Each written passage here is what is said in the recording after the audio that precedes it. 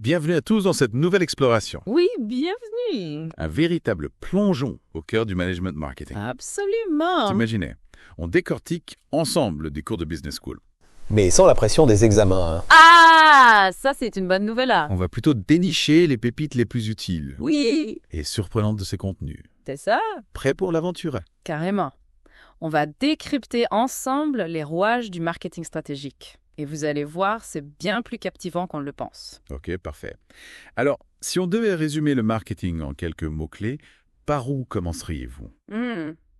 Sans hésiter, par la stratégie. Et en parlant de stratégie marketing, impossible de passer à côté du trio gagnant.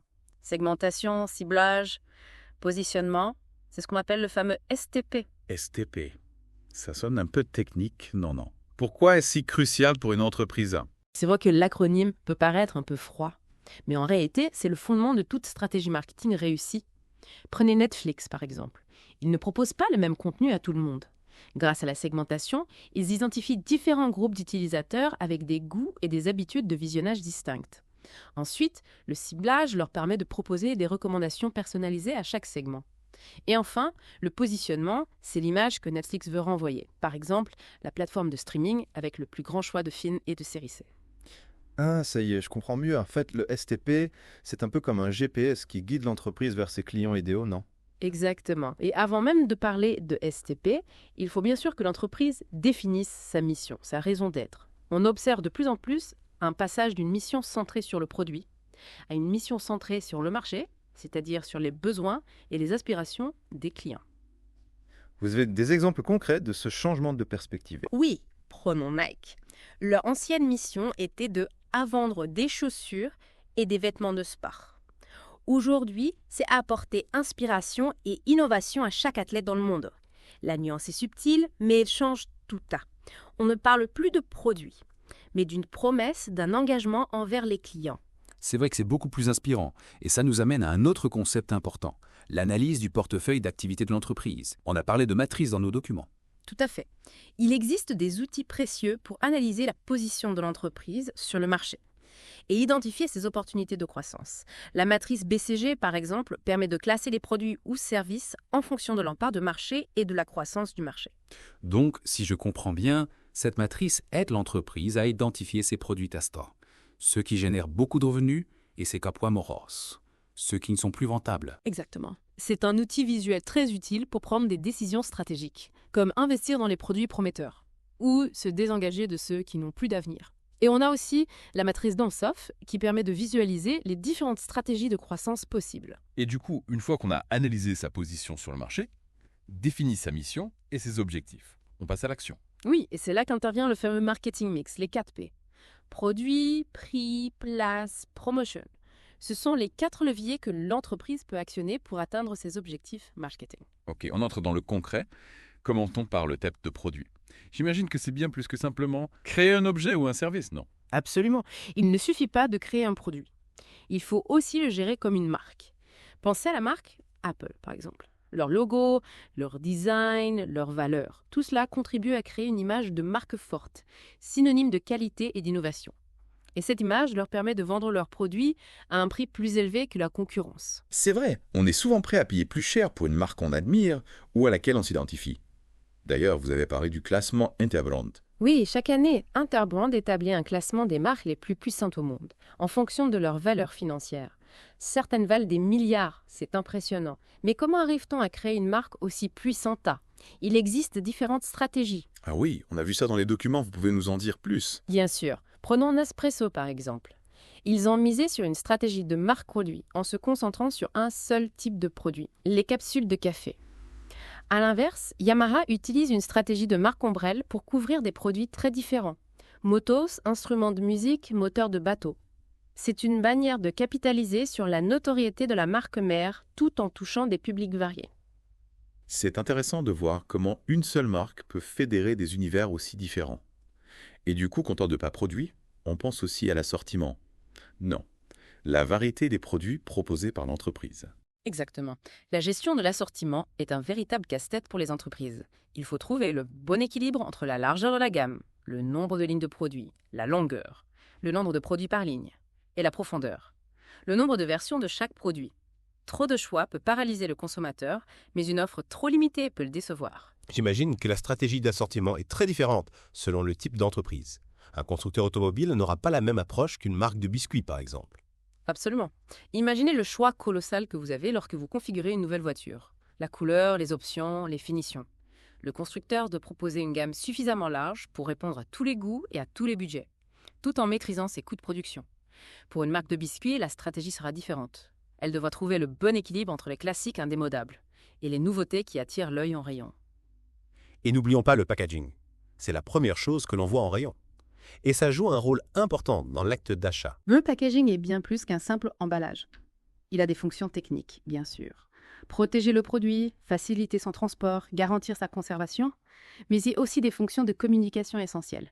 Il doit attirer l'œil, informer le consommateur et véhiculer l'image de marque. Même la couleur du packaging a son importance? Non. On dit que le rouge stimule l'appétit, que le vert évoque la nature. Exactement. Les couleurs, les formes, les typographies, tous ces éléments visuels influencent inconsciemment nos perceptions et nos émotions.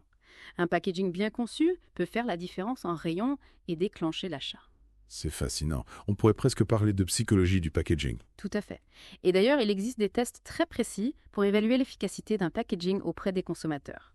On analyse leurs regards, leurs réactions, leurs commentaires, pour s'assurer que le packaging remplit bien ses fonctions, à la fois technique et marketing. Et en parlant de nouveautés, on a vu un exemple très intéressant dans nos documents, Lego Ideas.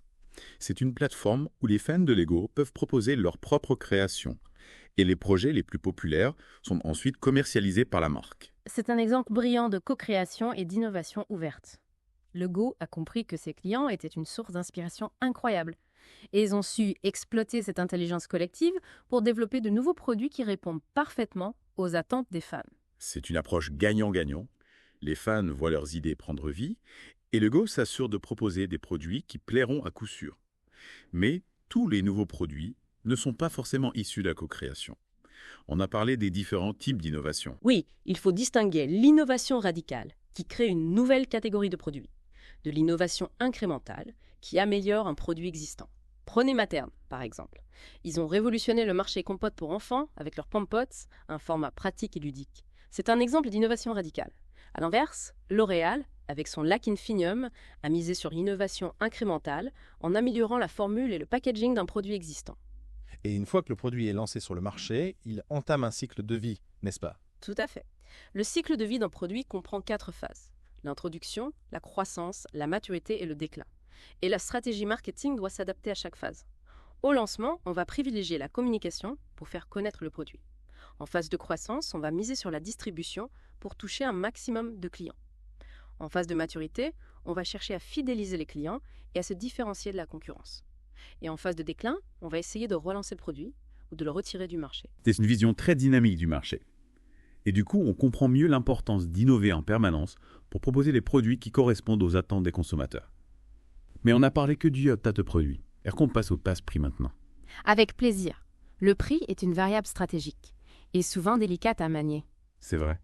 Trouver le juste prix, Oui, celui qui est à la fois attractif pour les clients et rentable pour l'entreprise, c'est tout un art. absolument. On a vu qu'il y a 2 grandes approches pour fixer les prix. Le prix fondé sur les coûts et le prix à la valeur. C'est quoi la différence? Le prix fondé sur les coûts, c'est assez simple. On calcule le coût de production du produit. On ajoute une marge et on obtient le prix de vente. Mais cette approche a ses limites, car elle ne prend pas en compte la perception de la valeur par le client. Ah oui, on peut avoir l'impression que le prix est trop élevé par rapport à ce que le produit nous apporte, même si l'entreprise a besoin de cette marge pour être rentable. Exactement. C'est pourquoi de plus en plus d'entreprises se tournent vers le prix à la valeur. Cette approche consiste à fixer le prix en fonction de la valeur perçue par le client. C'est-à-dire? Imaginez 2 marques de café. La première propose un café basique à un prix bas.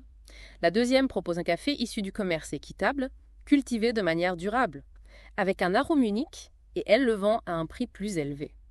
Les clients qui recherchent simplement une dose de caféine choisiront la première option, mais ceux qui sont sensibles à l'origine du café, à son impact social et environnemental, seront prêts à payer plus cher pour la deuxième option. Je comprends.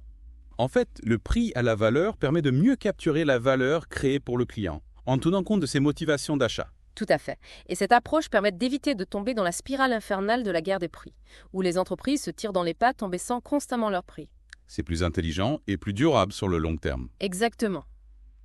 Il s'agit de proposer une offre différenciée, avec une forte valeur ajoutée, qui justifie un prix plus élevé. D'accord, c'est clair pour moi. Mais il faut quand même tenir compte des coûts. Non. On a parlé de la méthode du capot morto dans les documents. Oui, la méthode du Capua Morta permet de calculer le volume de vente nécessaire pour couvrir les coûts fixes et variables. C'est un outil indispensable pour fixer les prix et s'assurer de la rentabilité de l'entreprise. Et on a vu que le type de marché a aussi une influence sur la fixation des prix. On a parlé de concurrence pure et parfaite, d'oligopole, de monopole. Effectivement, le niveau de concurrence sur un marché va influencer la liberté de l'entreprise à fixer ses prix. En situation de monopole, par exemple, l'entreprise a un pouvoir de fixation des prix beaucoup plus important qu'en situation de concurrence. Et on a aussi parlé de l'élasticité prix de la demande, qui mesure la sensibilité de la demande aux variations de prix. C'est un concept clé pour comprendre comment les clients réagissent au changement de prix. Si la demande est élastique, une baisse de prix entraînera une forte augmentation des ventes. Si elle est inélastique, l'impact sera faible. D'accord. Donc fixer les prix, c'est un savant dosage entre la valeur perçue par le client, les coûts de production, la concurrence, l'élasticité de la demande. Tout à fait. Et n'oublions pas les autres facteurs qui peuvent influencer les prix, comme les conditions économiques, les réglementations, les tendances du marché. Et on a vu qu'il existe des stratégies spécifiques pour les nouveaux produits, comme le prix d'écrémage et le prix de pénétration. Oui, le prix d'écrémage consiste à lancer un nouveau produit à un prix élevé, pour maximiser les profits sur les premiers acheteurs, qui sont souvent les plus technophiles ou les plus impatients. Ensuite, le prix est progressivement baissé pour toucher un public plus large. C'est la stratégie qu'Apple utilise souvent pour ses nouveaux iPhones, non? Exactement. Il profite de l'engouement des early adopters pour générer des marges importantes, puis baisse progressivement les prix pour toucher un public plus large. À l'inverse, le prix de pénétration consiste à lancer un nouveau produit à un prix bas, pour conquérir rapidement des parts de marché. C'est une stratégie plus agressive, qui vise à décourager la concurrence. Tout à fait. Elle est souvent utilisée pour les produits de grande consommation, où la concurrence est forte et les marges sont faibles. Et on a vu qu'il existe aussi différentes stratégies de tarification pour l'assortiment de produits. Oui, on peut par exemple utiliser des prix de gamme, des options, des produits liés, des parlots. Peux-tu nous donner des exemples concrets? Prenons Scott par exemple. Il propose des vélos de différentes gammes, avec des prix qui augmentent en fonction des performances et des caractéristiques des vélos. C'est un exemple de prix de gamme. Et les options, c'est comme quand on réserve une chambre d'hôtel et qu'on peut ajouter des extras, comme le petit déjeuner ou l'accès au spa. Exactement. C'est une manière de proposer un prix de base attractif, tout en permettant aux clients de personnaliser leur expérience en fonction de leurs besoins et de leur budget. Et les produits liés, c'est comme Nespresso, qui vend ses machines à café à un prix relativement bas, mais qui se rattrape sur le prix des capsules. Oui, c'est une stratégie courante pour les produits qui nécessitent des consommables. On attire les clients avec un prix d'entrée attractif. Puis on génère des revenus récurrents sur la vente des consommables. C'est malin. Et les prix par lot, c'est comme les menus dans les restaurants. Oui, c'est une manière d'inciter les clients à consommer plus, en leur proposant un prix avantageux pour un ensemble de produits ou services. Ok, on a bien compris les différentes stratégies de tarification. Mais il faut aussi parler des ajustements de prix, n'est-ce pas? On a vu les remises, les rabais, les prix promotionnels. Oui, les ajustements de prix permettent de s'adapter aux fluctuations de la demande, à la concurrence, aux événements saisonniers. Il existe de nombreuses techniques, comme les escomptes, les remises pour quantité, les remises fonctionnelles, les rabais saisonniers, les soldes, les reprises, les avoirs. Et les prix promotionnels, c'est comme les GAF 1% de rabais jusqu'au 31 décembre. Oui, c'est une manière de stimuler les ventes à court terme, en proposant une réduction de prix temporaire.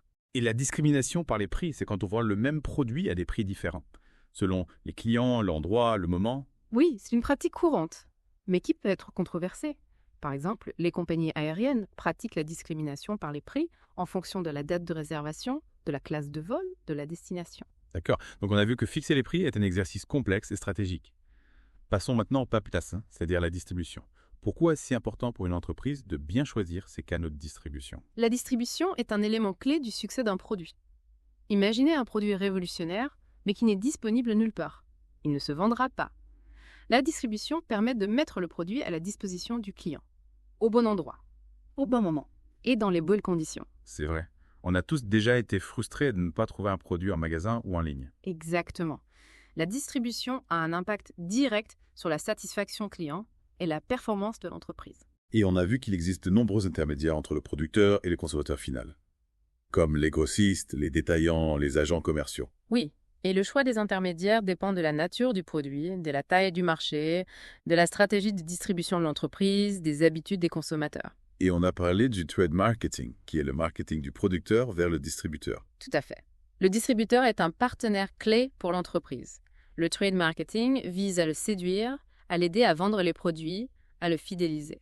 Et on a vu que les circuits de distribution peuvent être plus ou moins longs. C'est-à-dire qu'il peut y avoir un ou plusieurs intermédiaires entre le producteur et le consommateur.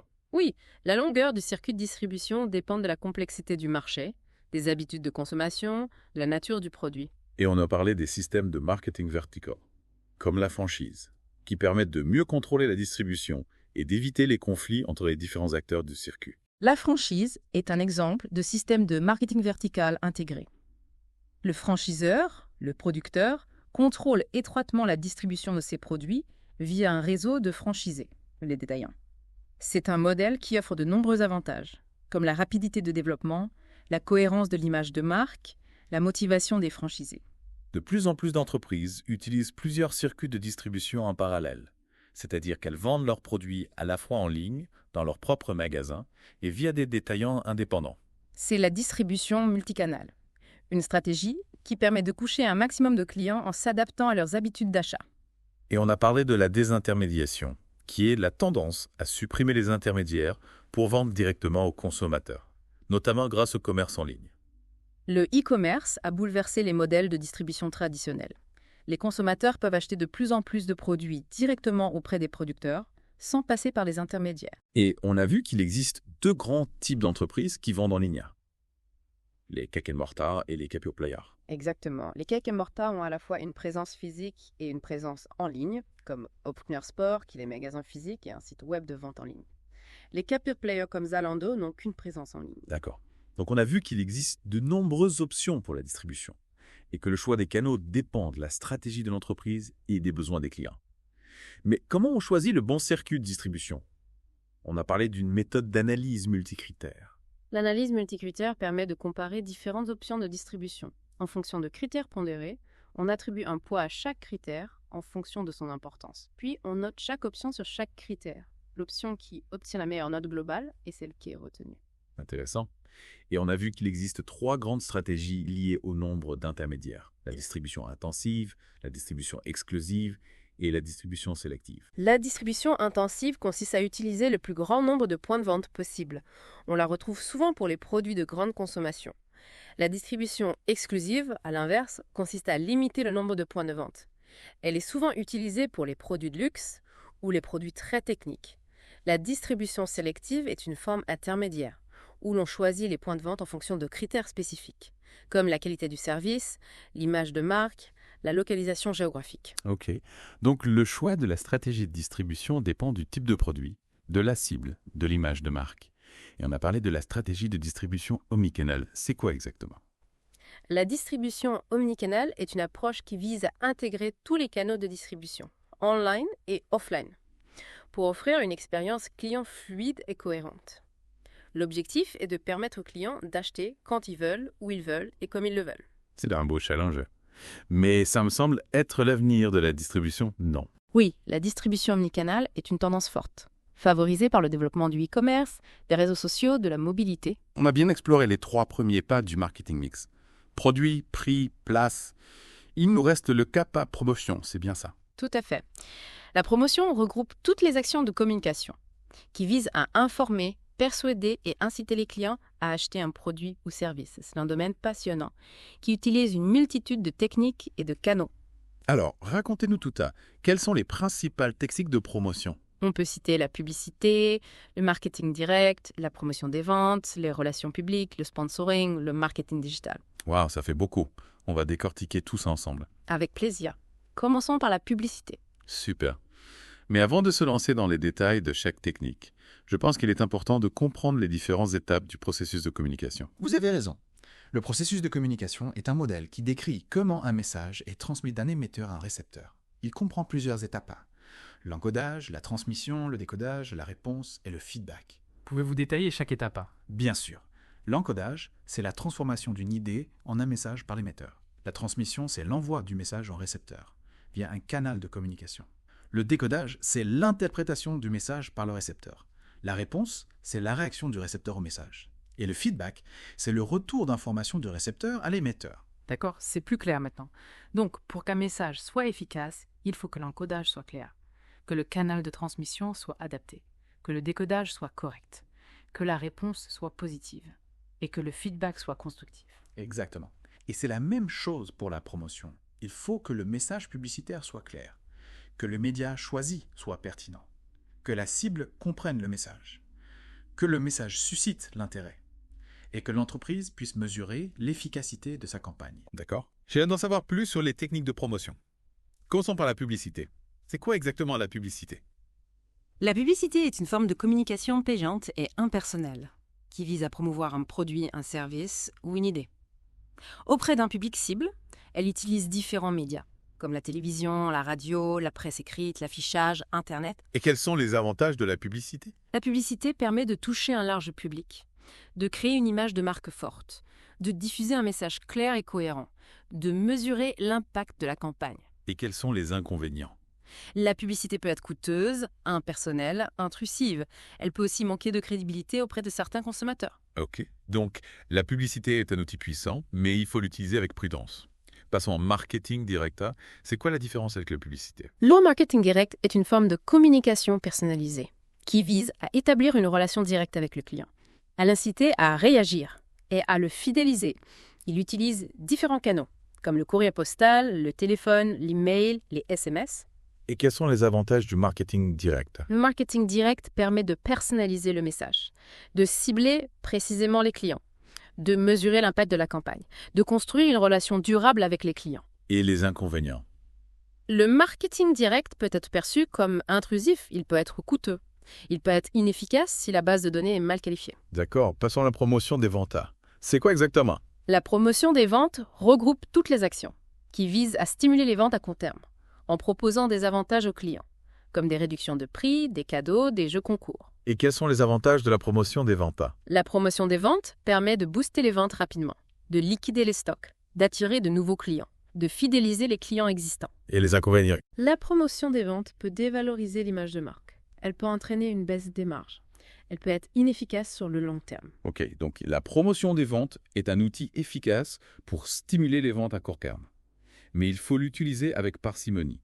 Passons aux relations publiques. C'est quoi exactement? Les relations publiques regroupent toutes les actions qui visent à créer et maintenir une image positive de l'entreprise auprès de ses différents publics, comme les clients, les médias, les investisseurs, les pouvoirs publics. Et quels sont les avantages des relations publiques? Les relations publiques permettent de construire une image de marque forte, de gérer les crises, de diffuser des informations positives sur l'entreprise, d'améliorer la crédibilité de l'entreprise. Et les inconvénients? Les relations publiques peuvent être difficiles à contrôler. Elles peuvent être coûteuses, elles peuvent prendre du temps pour produire des résultats. D'accord. Passons au sponsoring. C'est quoi la différence avec les relations publiques? Le sponsoring est une forme de communication qui consiste à soutenir financièrement ou matériellement un événement, une organisation ou une personne en échange d'une visibilité et d'une association positive à l'événement, à l'organisation ou à la personne. Et quels sont les avantages du sponsoring? Le sponsoring permet de toucher un public ciblé, de créer une image de marque positive, d'associer l'entreprise à des valeurs positives, de générer des retombées médiatiques. Et les inconvénients? Le sponsoring peut être coûteux. Il peut être difficile de mesurer son impact. Il peut être risqué si l'événement, l'organisation ou la personne sponsorisée est impliquée dans un scandale. D'accord. Et pour finir, parlons du marketing digital. C'est quoi exactement? Le marketing digital regroupe toutes les actions de marketing qui utilisent les technologies numériques, comme Internet, les réseaux sociaux, les mobiles, les emails.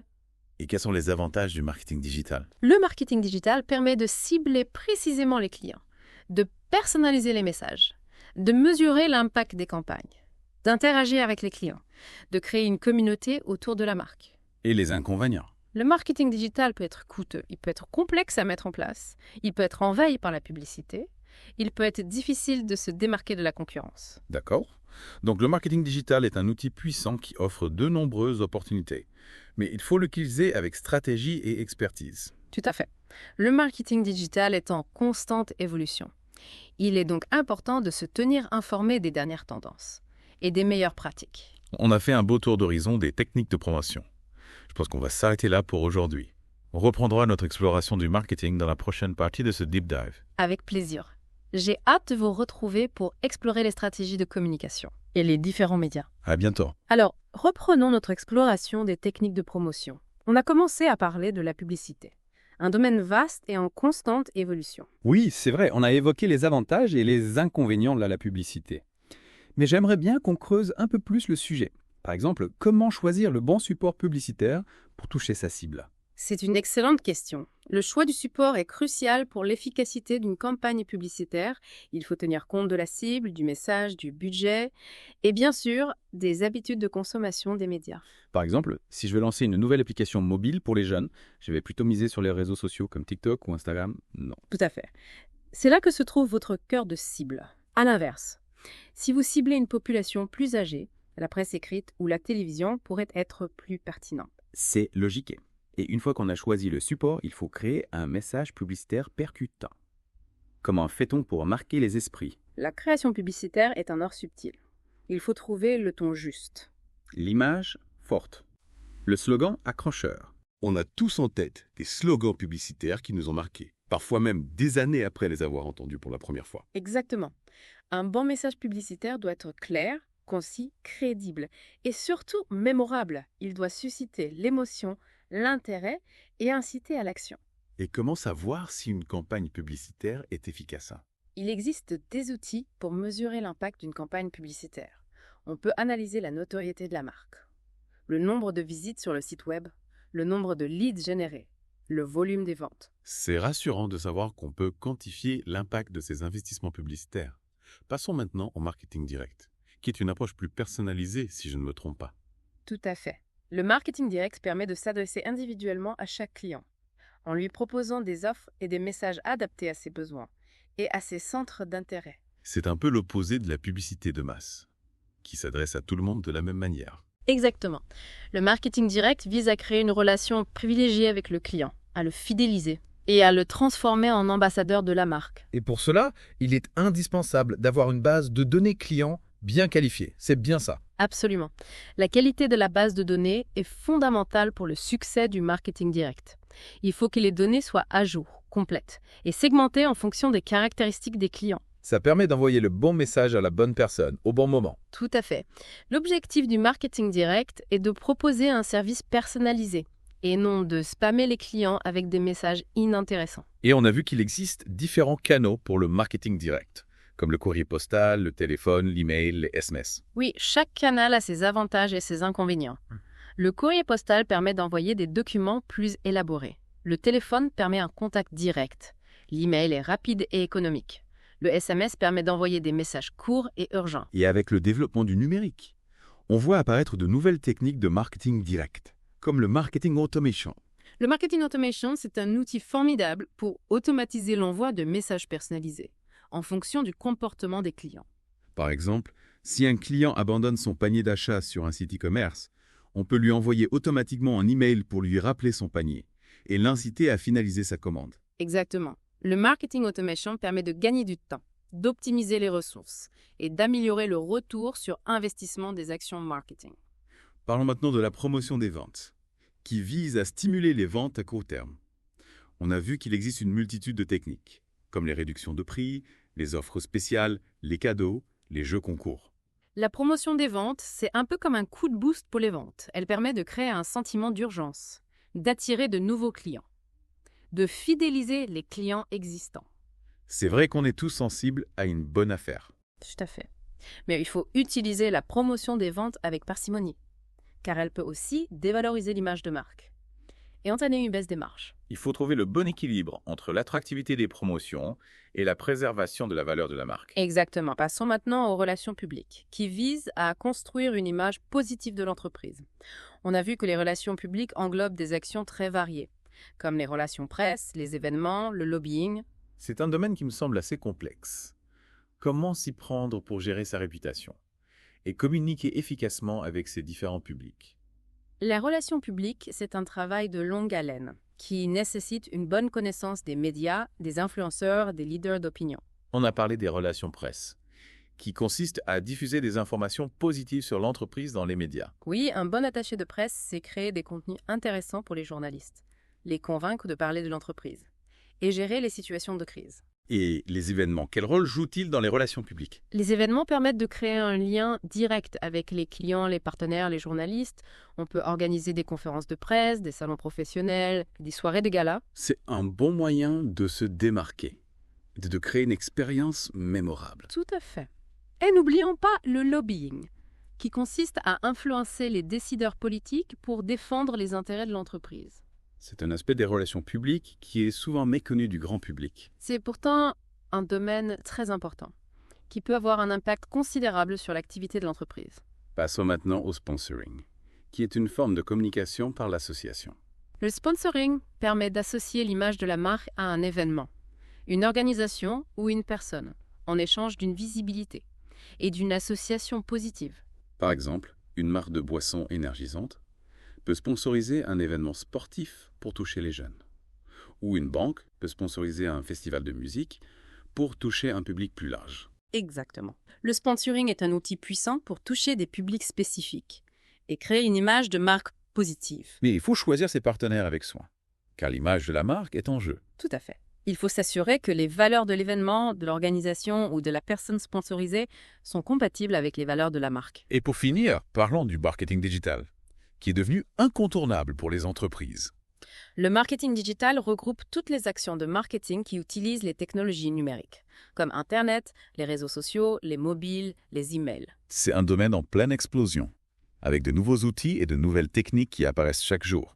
Oui, le marketing digital offre des possibilités extraordinaires pour toucher sa cible, personnaliser son message, mesurer ses résultats, interagir avec ses clients. On a déjà parlé du site web, qui est la vitrine de l'entreprise sur Internet. Le site web est un élément central de la stratégie digitale. Il doit être attractif, ergonomique, informatif et optimisé pour le référencement. Et les réseaux sociaux, quel rôle jouent-ils dans le marketing digital? Les réseaux sociaux sont devenus un canal de communication incontournable pour les marques. Ils permettent de créer une communauté, de diffuser du contenu, d'interagir avec les clients, de gérer sa réputation. Et on a parlé du référencement, qui permet d'améliorer la visibilité du site web sur les moteurs de recherche. Le référencement est essentiel pour attirer du trafic qualifié sur son site web. Il existe deux types de référencement. Le référencement naturel, SEO, et le référencement payant, SEA.